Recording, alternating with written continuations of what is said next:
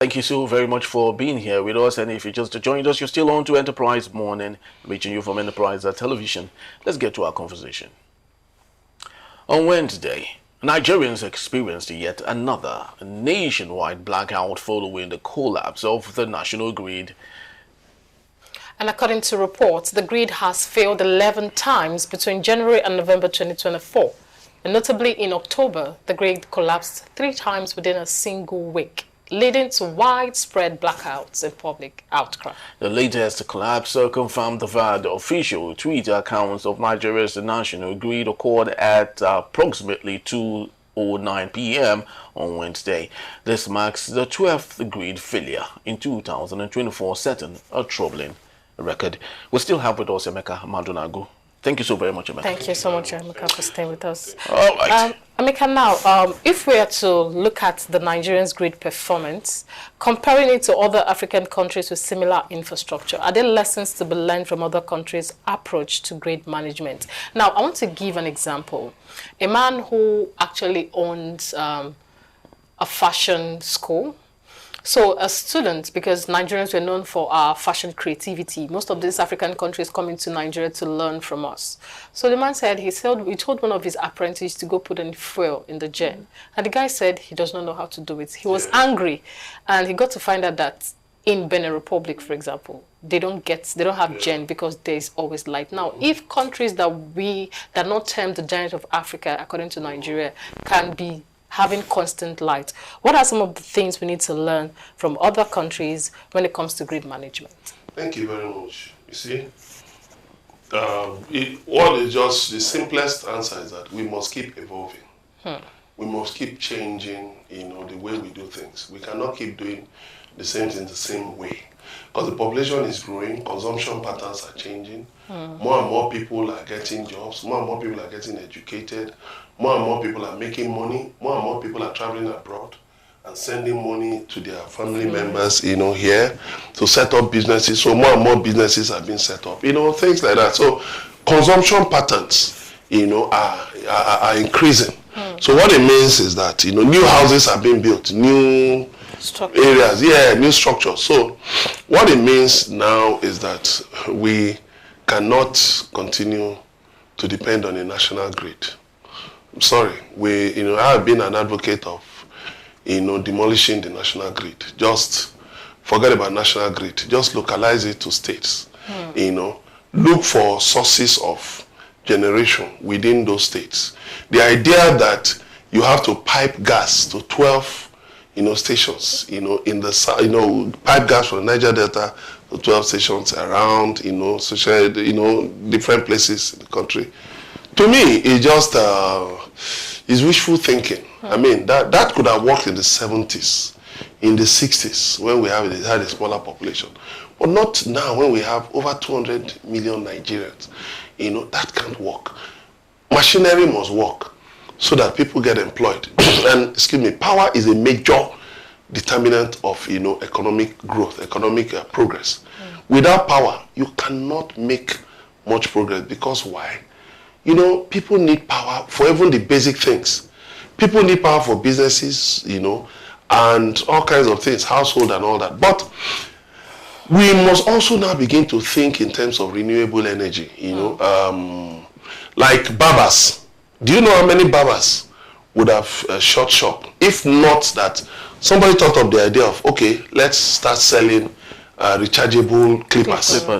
So I don't know if for women, if they now have rechargeable hair dryers. I don't know if they now have such things, because I'm not in that crowd. I'm sorry. So what I'm saying is that we must also, as a people, we cannot expect the government to bring all the solutions. The government knew it didn't have all the answers. That's why it decided to privatize the power sector. And then the government has even gone far. One of the things President Bola Tinubu did, which was very good, one of the first things he did, which is not widely spoken about, even promoted by his aides, was that the Power Sector Reform Act, the way he expanded it, and he encouraged states to domesticate it. It's laudable. So states can generate and distribute their power, which is very good. So what really needs to be done is for government, GENCOs, DISCOs, NACIMA, that is National Association of Chambers of Commerce, Industry, Mines and Agriculture, Manufacturing Association of Nigeria, National Association of Small Scale Enterprises, and different groups, women in business, name them, different groups here and there, Institute of Directors, name them, all those groups that control different sectors need to come together, even with traders, and say, wait a minute, how can we solve this power crisis beyond using generators? Barbers have been able to get out of the problem. But you know, when, of course, they're able to help themselves with power banks. So they can charge, recharge their clippers with power banks. So that means they must also have a source of power somewhere to charge the power banks. So now this is money that could have maybe gone into expanding the business, maybe employing more people. Now you have to buy a power bank, you have to buy a rechargeable clipper, you know. Then we talk of unemployment. When these little things, stand in the way, these are the things that make unemployment remain high. All right, Emeka, speak to us on the myopic tendencies of some of our leaders, because you did talk about how that the power sector is controlled from the center. Gas from the Niger Delta is passed to about 12 locations, and why you think it's very important that we domesticate these things according to regions, so that every region can at least, you know, produce power for itself. States can produce power for themselves and become autonomous. But speak to us on this particular matter, said by Opeyemi Bamidele. If Nigeria allows a regional government, you have automatically given the southeast region Biafra. But he denied it later. Well, that's what he said. Well, he denied it later. And actually on record here. So when we have leaders who are so myopic in articulating the opportunities before us, why do you think it would ever be possible for us to have regional power across the country and states owning powers? You see, the antics of politicians, you shouldn't really bother yourself about all the antics of politicians, because sometimes they talk without thinking deeply of what they're saying. There's nobody in Nigeria now who doesn't feel marginalized. Yorubas want to leave Nigeria. Niger Delta wants to leave. Southeast wants to leave. So not central. Not everybody wants to leave Nigeria. Even Tinubu himself, who is the president, there's an interview he granted to point where he said, I don't believe in one Nigeria. Everybody is tired of Nigeria. But you know what? When you ask them, what is wrong with Nigeria? They look at the next man. Henry is the problem. Chioma is the problem. Chioma will say Emeka is the problem. Henry will say Emeka is the problem. Because why? We're a nation of people who don't want to take responsibility for our failures. So everybody thinks it's the other man. The Igbo man thinks it's the Yoruba man, it's the Hausa man. The Hausa man thinks it's the Igbo man. The Yoruba man thinks it's the Igbo. We are just engaging in tomfoolery. Permit, you know, the use of that word. We're just deceiving ourselves. Look, down to our topic, we have the Mambila Plateau that can generate enough power to take care of the northern states. People have been arrested because money from Mambila Plateau was diverted, was stolen, blah, blah, blah. Can we get action on that Mambila Plateau? If the money is hidden somewhere, can't it be recovered and put into it? Or can't we get new investors to make Mambila Plateau work? What is holding it? The next thing now, they will tell you some witches and wizards came in First Act 77, and so they are the ones. Excuse me?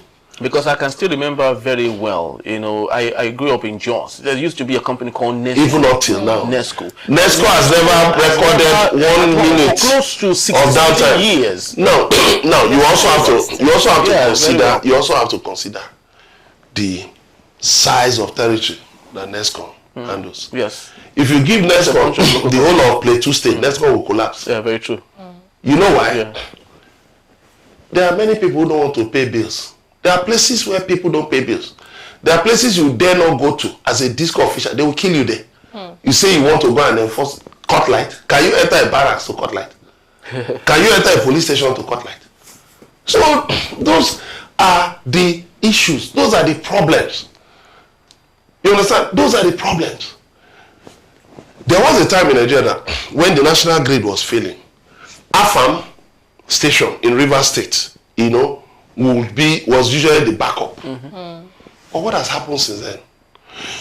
Even Afam has joined in the collapsing problem. And so the thing is this: we must get serious about our issues. It's not about blame game.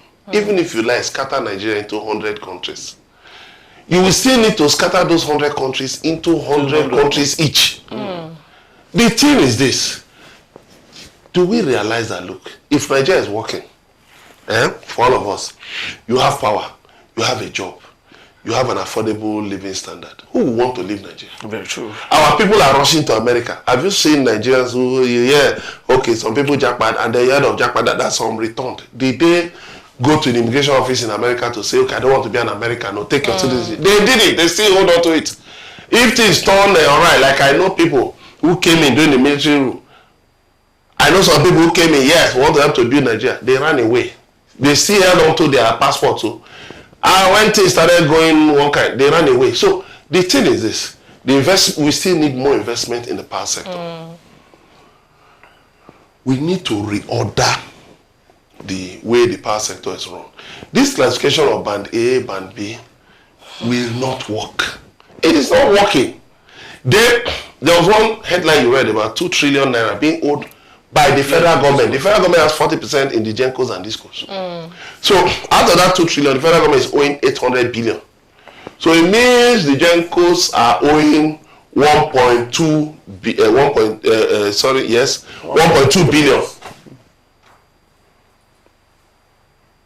800 billion. That means the GENCOs are owing 120 billion, right? I don't know. So now, how do you put that together? If the federal government is owing, then another federal government agency is saying it will disconnect the GENCOs from gas supply. Let the federal government pay its own money first now. Let charity begin at home. Lead by example. Pay what you are owing. Then you can now hold the management of the GENCOs. Okay, but let me just quickly add this. About power, Geometric, keep saying that they don't get enough gas to power their generating plant, because About Power, they have a dual license, generating and distributing. They don't have enough gas. So what the other time they were cut off. And they said that it was due to, that there were ongoing negotiations about the debt, they were owing. But suddenly they were cut off. So if we can harmonize all these problems, honestly, and then get more investment, we need more investment. The federal government cannot do it. The whole budget of Nigeria, what am I saying? We can't even finance our budgets now. Our budgets don't go more than 30%. Before we get to the budget aspect, because we're still on the national grid issue. Now, based on this current trajectory, what is the likely outlook of Nigeria's power grid in the next 1 to 2 years? And what are the risks of further collapse or long-term damage? They will continue collapsing. The grid will continue collapsing. I'm sorry, just believe me. Because, one, do you know there was one day, was in October, that the grid collapsed? It was announced that the grid was coming back. People were shouting, thank God, the grid collapsed again. So what do you do? Somebody who collapses 12 times in a year, what do you do? That's epilepsy. You have to, no, it's not even the person, maybe he's hungry. Or the system, You put the person in intensive care, intensive care unit, to really now take time to work on the person. Now that is what we need to do. All the electrolytes and the fluids and necessary vitamins and whatever that you need to pump into the system should be pumped in. And what am I talking about? Nigeria, the federal government should make renewable energy a major part of its power policy, such that there are people who don't really need to be on the national grid. With solar, with renewable energy, with other forms of energy, they can actually get by. So when you remove people from that mix, there's no point putting people on band A and they have to pay 100,000 naira in a month or 300,000 naira in a month. What are they producing? Look, if somebody is paying that kind of bill, investigate that person. You need to find out the income level of that person, because for how long will that person be able to sustain that? Even factories are crying. I know some Chinese factories, before they could run power for hours on end. But do you know what they've done? They say, look, They brought in a lot of solar bulbs that they put everywhere. They even gave the community around them some. And once the factory closes around 6, 7, they shut off the public power supply. The rest is renewable energy. Thank you so much, Emeka. Thank you. We have to. Yes, we have to leave. Very interesting, actually, because the power sector issue is one that we cannot say enough of, because without electricity, I don't think there would be life. Electricity was created at what point in life? Was invented at what point in life? It was invented, of course, in the 1920s or something. No. Early in the 19th century. In the 19th century. 19th century. Do you know the first power station in Nigeria was the General Power Station in 1897? You know, I mean, how many years after the electric bulb was invented? 15 years or so after the electric bulb was invented. That's when we got electricity in Nigeria. Many cities in Europe, in America, had not got electricity by that time. Imagine. So imagine if there more than enough commitments. We were not even Nigeria then. Then it was not even Nigeria. Nigeria would have had more than enough to even supply to its neighbors, but unfortunately, leadership has always been the problem. And we pray for that time when our leaders would be good enough to understand the importance of these things. Yes. Yeah, thank you so much, Henry. Thank you. All right, people, that's just about the time we have. We're so grateful and excited to have you join us. But remember, you can always visit us. You can find us at enterprisetvnews.com and also reach out by following us on all our social media platforms at Enterprise TV7. I am Henry Igwebike. And I'm Chioma Okoye. Thank you for watching. We'll see you tomorrow. Bye. Bye.